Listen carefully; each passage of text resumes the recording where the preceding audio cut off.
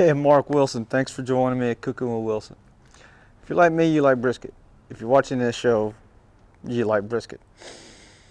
And I have all kinds of countless things I like to do with brisket. Brisket tacos, brisket peppers, Frito pie brisket. And this is another one that I like. And this is one of my favorites. Biscuits and brisket. Now, normally the way I do it, you want to have it kind of like thin slice, which is kind of how we all slice up our brisket. And one thing when you have leftover brisket, if you haven't done this before, if I haven't mentioned it before, if you've forgotten it or haven't seen it, don't just go slicing that thing up all the way through and have it all in pieces. Only slice up what you're going to eat or what your party's going to eat. You can always go back and slice up more, but you don't want to have it all in slices when you go to package it up and wrap it up to put it away in the refrigerator or freezer. One thing I really like to do with this brisket and biscuits recipe is take some strawberries, put them in the top of my smoker, let them get that smoky flavor, and then turn that into jam.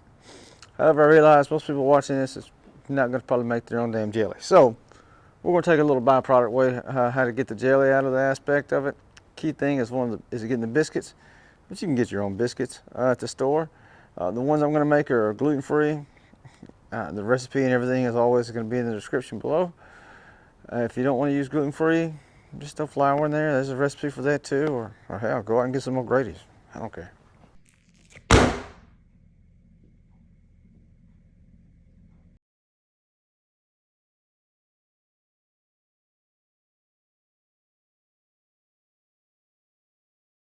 We're going to make some delicious buttermilk biscuits. So if we're going to go do briskets, we're going to have buttermilk biscuits because, you know, you get the 3 B's going on and keep your mind out of the gutter with that. We're going to get our flour. We're going to sift it. If you've got a fancy sifter, I mean, I've got a fancy sifter, but you know what, this does the job just fine. Now I'm using gluten-free flour, which requires a couple of additions. That's the baking powder. It's 4 teaspoons of it. No need to fear to write this stuff down. It's in the description below. Sorghum husk, we're going to add that in there as well because that helps make it a little bit softer. And then we've got another ingredient to add in there for our gluten-free aspect, and that is some apple cider vinegar. It makes the dough a little bit easier to handle because the gluten-free dough is, yeah, it's not the easiest thing to work with at times. Then we're going to go ahead and add in our salt. And at this point in time, we're going to put this, you can put it in a food processor if you have one. I can't seem to find mine today, but apparently I can find my Veg-O-Matic from the 1980s. I don't know, go figure, right? So instead of that, I'm going to put mine into a little bitty hand blender thing, and we're going to put it all in there and get it all nice and combined. And then we're going to throw some butter in there and get that nice and combined and come right back. Next up, we're going to add in to the blender our cold cubed or triangle butter, whichever way you want to cut it up. It all crumbles the same. So a couple of things. If you don't have a food processor, you could use a blender, you could use a hand mixer, or if you've got a fancy little cutter, basically you just use a little biscuit cutter to do this with. Until you get the nice crumbs and the butter's all in the crumbs. Multiple ways to do something, as there always is in life. Can't say one's actually absolutely better than the other one, but the easiest way is always the best. Well, at least that's my decision.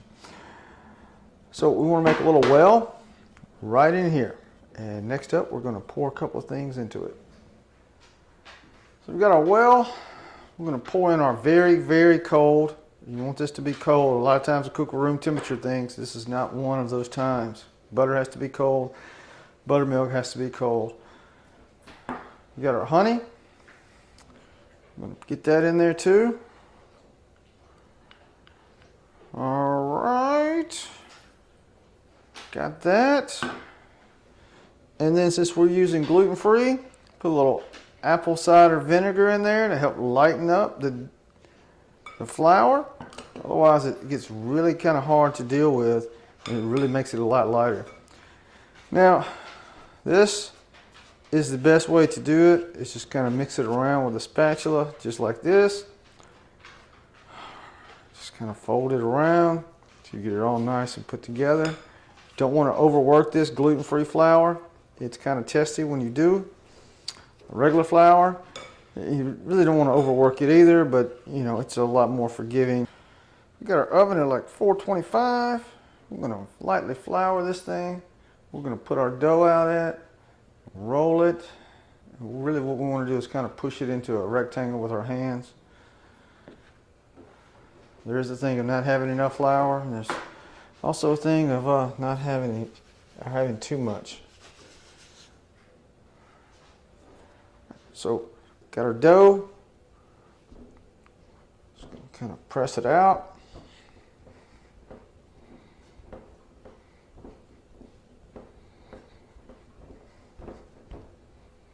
Just like this. Just kind of easily push it out. So kind of like this. I guess I should turn it this way, maybe a little better for the camera. And then we want to fold it 6 times.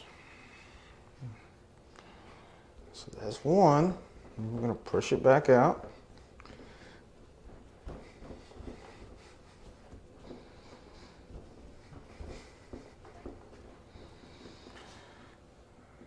That's 2.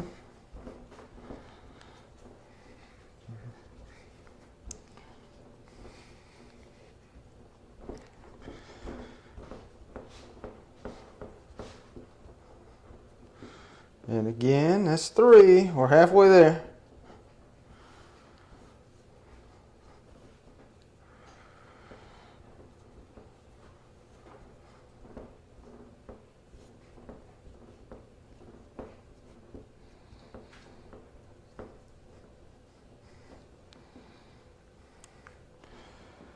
And that's 4. We'll get those folds in there, get some more air in there. That's kind of what we're going for. Got 2 more of these, and then we're going to get out the roller.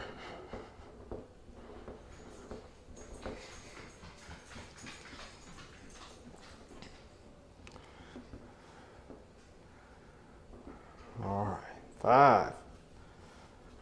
We got 1 more.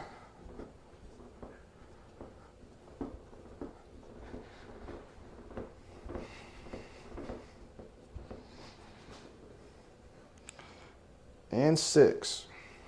So what we want to do at this point, we want to make sure all the seams are kind of in. Kind of pack it in like this. Those multiple folds gives us those nice layers. Even easier to achieve, and I mean easier to achieve if you're using gluten flour.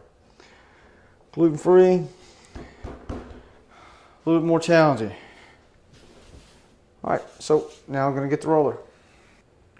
So we want to really get some flour on our roller.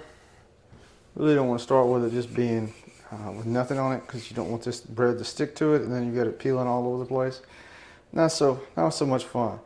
The goal is going to be to rub this thing out just about maybe ½ inch thick or so. Just take your time with it.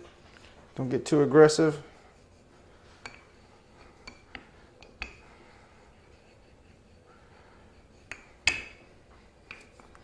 Sometimes it's gluten-free, you got to kind of pack it back in.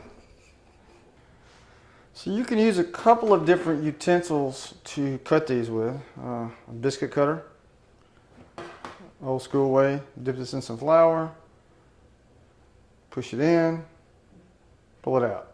What you don't want to do is chubby checkers this thing. You don't want to be doing the twist. You don't want to twist, because that'll basically compromise the folds and not have it rise as much. So we're going to go old school way. We're going to basically cut it out just like this.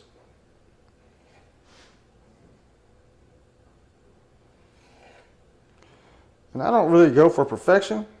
If I did, if I kept doing that, this would have to be perfectly square. So we're going with square biscuits today, because I like the way the brisket lays across it when I eat it. And that's the goal for this. So we can go ahead and cut this one. And then, like I said, imperfection, I've gotten used to it. It's kind of more fun that way. And then we're going to take our leftover. That's what we're going to do. We're going to fold it, and then we're going to re-roll this back out until we're done making biscuits. So if you ever go to a restaurant and have biscuits and you wonder, what in the world? How do they get it to taste that good at the bottom part of the biscuit? Chances are they're using something called butter oil. And I've got the recipe for that. It's really simple to make. All it is some unsalted butter, oil. You mix it all together, put a little salt in there if you're using salt. If you're using unsalted butter, if all you have is salted butter, you don't need the salt. And those two things combined together, you whip it up in a blender or a mixer or whatever you have to combine it together. You can use a whisk even, I've done that. And you want to coat the bottom of your parchment paper because you don't want it to stick, and you wouldn't think that this makes that much of a difference, but I guarantee it does.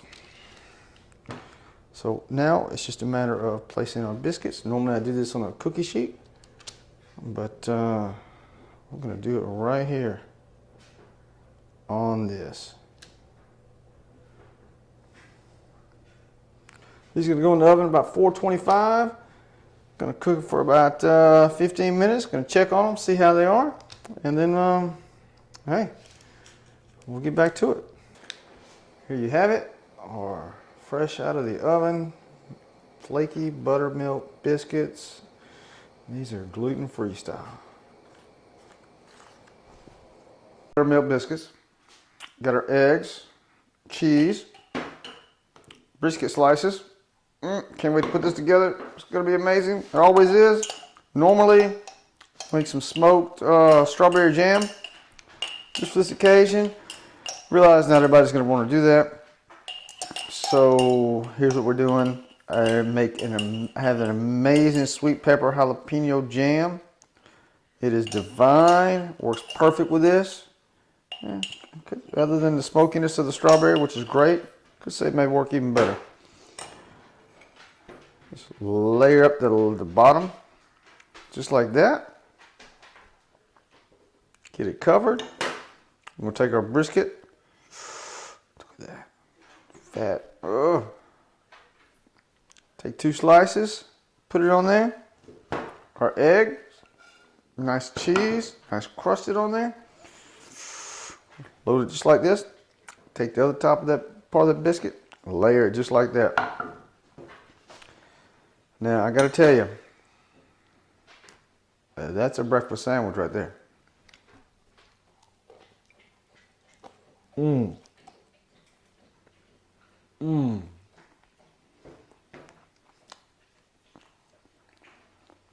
Worth every bit of effort that goes into making that. That's the best sandwich for breakfast ever. Don't take my word for it. The recipe is in the description below. If you have any questions, comments, whatever, hit me up at CookinwithWilson. And that's at Facebook, YouTube, Gmail, and Instagram. And that's without the G because I'm a country like that. Let me know what you think. The recipe for this is in volume 3 of the cookbook. All the proceeds I received from the cookbook sales, link for that is below. Go directly to smiletrain.org. If I can talk today. And hey, it's a great organization. If you want to donate directly, just go directly to smiletrain.org. Keep this last thing in mind. The only person we should be trying to be better than is the person we were yesterday. Until next time.